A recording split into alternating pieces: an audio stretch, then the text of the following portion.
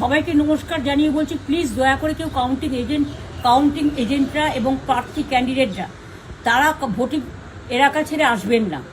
Strong রুমে যেখানে counting হচ্ছে মানে সেন্টারে, সেখান ছেড়ে কেউ আসবেন না। এটা বিজেপির প্ল্যান। প্রথম 2-3 রাউন্ডে আমি কালকে থেকেই বলছি যে ওদেরগুলো আগে দেখাবে, আমাদেরগুলো পরে দেখাবে। এবং অনেক জায়গায় 2-3 রাউন্ড কাউন্টিং করার পরে প্রায় 100টা জায়গায় কাউন্টিং বন্ধ করে রেখে দিয়েছে। এবং কল্যাণীতে ধরা পড়েছে 7টা মেশিন, যেখানে কোনো মিল নেই। এটা টোটাল ফোর্স পুলিশ সেন্ট্রাল ফোর্সকে দিয়ে 200-র বেশি সার্ভিস ও ফিচারে লেনদেনের সব বিকাশ অ্যাপে সম্ভব। চারিদিকে তৃণমূল কংগ্রেসের উপর অত্যাচার করছে, অফিস ভাঙছে, জোর করে দখল করছে। এসআইআর নামে আপনারা দেখেছেন ভোট লুট করেছে যাতে যে সিটগুলো জিততে পারে। কিন্তু এখনও এমন 70টা সিট আছে, 100টা সিট আছে যেগুলো আমরা এগিয়ে আছি, সেগুলো বলছে না। টোটালটাই মিথ্যে নিউজ খাওয়াচ্ছে। আগে ডিআইসিও এই খবরগুলো দিত, কিন্তু তাকে কালকে চেঞ্জ করে দেওয়া হয়েছে।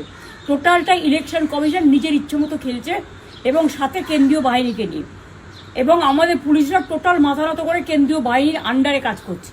সুতরাং আমি আমাদের কাউন্টিং এজেন্টদের, আমাদের সমস্ত পার্টির কর্মীদের বলবো, অত মন খারাপ করার কারণ নেই। আমি বলেছিলাম সূর্যাস্তের পরে আপনারা জিতবেন। 3 রাউন্ড 4 রাউন্ড কাউন্ট হলেও এটা 14 রাউন্ড থেকে 18 রাউন্ড কাউন্ট হয়, তখন আপনারা জিতবেন। Wait and see, watch. আমরা সবাই আপনাদের সাথে আছি, আপনারা কেউ ভয় পাবেন না, নিশ্চিন্তে থাকুন। আবার বাঘের বাচ্চার মতো লড়াই করে যাবো।